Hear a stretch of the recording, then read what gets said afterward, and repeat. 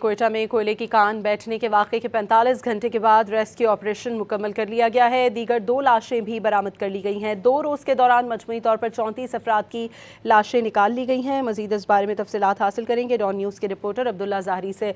Abdullah, update कीजिएगा, rescue operation मुकम्मल कर लिया गया है, मजमूई तौर पर कितनी लाशें निकाली गई हैं?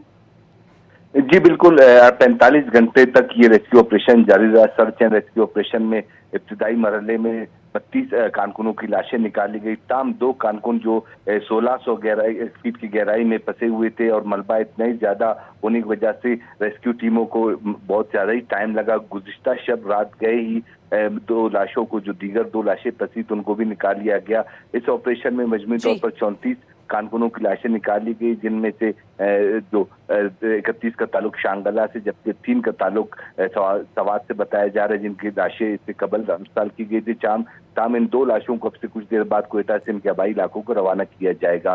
रेस्क्यू ऑपरेशन मुकम्मल होने के बाद वज़ीर-ए-आज़म बलूचिस्तान की हिदायत पर तहकीकात का भी आगाज कर दिया गया है। ठीक है, बहुत शुक्रिया अब्दुल्ला ज़ाहरी आपका।